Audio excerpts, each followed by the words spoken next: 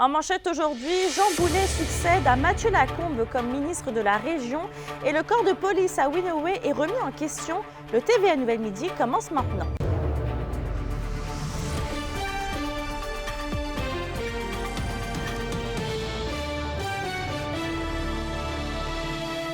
Bonjour tout le monde et bienvenue parmi nous. On commence ce bulletin avec une nouvelle importante sur la scène politique. On a appris en primeur ce matin que le ministre du Travail, Jean Boulet, remplace Mathieu Lacombe comme ministre responsable de l'Abitibi-Témiscamingue. Mais Johan, est-ce qu'on sait réellement la raison de ce changement de chaise? Mais en fait, c'est une décision qui a été prise par Mathieu Lacombe. C'est lui qui a décidé de quitter son rôle de ministre responsable de l'Abitibi-Témiscamingue, notamment pour des raisons familiales, personnelles. Jean Boulet, pour ceux qui ne le connaissent pas, c'est notamment le ministre du Travail et il est aussi ministre responsable des régions du nord du Québec et de la Mauricie. Il est d'ailleurs député à Trois-Rivières. Donc, encore une fois, par contre, le ministre régional ne sera pas un élu de l'Abitibi-Témiscamingue. Pour le ministre Boulet, c'est toutefois un défi qu'il accueille avec enthousiasme et il indique qu'il va évidemment travailler avec les 3 députés de la région pour la suite des choses. On va beaucoup travailler en équipe, parce que vous connaissez Pierre, Suzanne et Daniel. C'est des personnes pour qui j'ai énormément d'estime.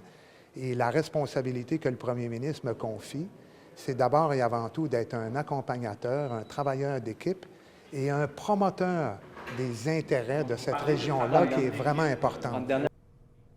Et on va noter, Mélissa, que le député d'Abitibi-Est, Pierre Dufour, conserve son rôle d'adjoint parlementaire. Lui, il connaît bien Jean Boulet. Il a travaillé avec lui par le passé au Conseil des ministres. Et il croit aussi que le nouveau responsable de la région va être à l'écoute et bien la représenter. Il faut dire aussi que Jean Boulet, bien, comme je le disais, est déjà ministre responsable de 2 autres régions qui ont certaines réalités similaires à l'Abitibi-Témiscamingue.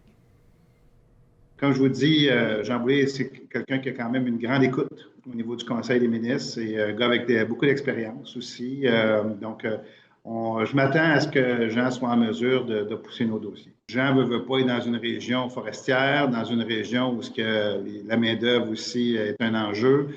Et il y a déjà quand même le nord du Québec. Donc, on a quand même peut-être certaines affinités réciproques avec Jean Boulet. Et je vais m'entretenir avec le ministre Boulet cet après-midi. Je vous présente un reportage complet ainsi que d'autres réactions au bulletin de ce soir. Ça ne pas manquer. Merci, Johan. Merci à vous. D'ailleurs, ce changement de chaise fait réagir. Pour le Parti québécois, la CAQ ignore à nouveau les députés de la région. Le député du Parti québécois, Pascal Bérubé, déplore que l'Abitibi-Témiscamingue se retrouve de nouveau sans ministre, issu de la région, alors que Mathieu Lacombe est remplacé par Jean Boulet. Le PQ fustige la CAQ qui délègue un député de la Mauricie en Abitibi-Témiscamingue. Pascal Bérubé ajoute, et je cite, que la décision du premier ministre en 2022 était décevante. En 2023, elle est insultante. À la question du jour, on vous demande, êtes-vous satisfait de la nomination du ministre du Travail, Jean Boulet, à titre de ministre régional de l'Abitibi-Témiscamingue? Pour voter et commenter, rendez-vous sur le site de TVA Abitibi-Témiscamingue. On va dans le dossier de la fonderie Horn maintenant, puisque la ville de Rouyn-Noranda somme le gouvernement de presser le pas dans le dossier de la relocalisation de 200 familles du quartier Notre-Dame, ciblées pour la future zone tampon de la fonderie Horn.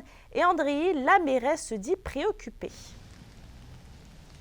Tout à fait, Mélissa, notamment en lien avec les sommes annoncées ainsi que les délais liés au programme de compensation du gouvernement du Québec. Diane Dallaire qui juge insuffisant les 58 millions de dollars annoncés plus tôt par Québec. Elle demande davantage. Selon la Ville, les citoyens ont exprimé plus d'une fois leur volonté de participer aux prises de décision qui les concernent. Il doit donc y avoir des ajustements rapides de la part de la ministre des Affaires municipales, André Laforêt, afin que les citoyens touchés puissent obtenir des compensations dites équitables selon la Ville. L'administration Dallaire qui mentionne également que l'imposition d'une zone tampon par Québec a fait en sorte que la Ville s'est vue incomber des responsabilités de plus et a dû embaucher avec ses propres budgets 2 nouvelles ressources, notamment une conseillère en relation avec la communauté. Au niveau de la construction des logements sociaux, eh bien, la Ville est aussi préoccupée. On craint des tensions au sein de la communauté. Pourquoi? Parce que c'est en raison de cette nouvelle offre de logements sociaux qui va répondre aux résidents, aux résidents là, qui vont être justement appelés à déménager du quartier Notre-Dame, mais pas nécessairement à ceux qui attendent depuis plus longtemps là, ailleurs en ville. Je vous laisse entendre la mairesse Diane Dallaire. On ne sent pas le sentiment d'urgence du gouvernement. Nous, depuis le début, on dit c'est comme si Rouyn-Noranda avait vécu un sinistre majeur, puis ça prend des actions en accéléré. Il faut que nos citoyens n'aient pas d'impact financier, qu'ils ne sortent pas appauvris de cette situation-là. On est confiant que le gouvernement va tout mettre en place pour accélérer les actions dans le dossier, pour mettre les conditions gagnantes en place. Et André, la sortie de la ville fait réagir jusqu'à l'Assemblée nationale. Oui, Québec solidaire là, qui a réagi par la voix de sa porte-parole en matière d'environnement, Alejandra Zaga-Mendez. Elle réitère le message qu'elle a toujours dit là, au niveau de la zone tampon.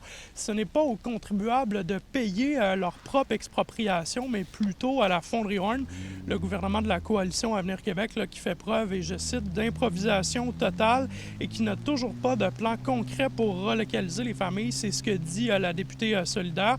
Mélissa, je lance le cabinet de la ministre des Affaires municipales, André Laforêt. On vous revient avec plus de détails ce soir au TVA 18h. Merci, André.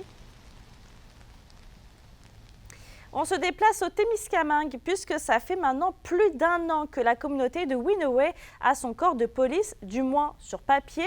Et Vincent, on a une nouvelle information qui démontre tout le contraire. On doit remonter à juillet 2022 quand le gouvernement du Québec avait annoncé que ce nouveau corps de police serait composé de patrouilleurs des Premières Nations de Québec, de Témiscamingue et de policiers de la Sûreté du Québec. À ce moment-ci, on pouvait s'attendre à ce que les agents des Premières Nations puissent faire des rondes de patrouille dans la communauté. Or, sur le terrain, c'est tout le contraire qui se produit selon le chef négociateur de la Première Nation de Longue Pointe, Steve Mathias.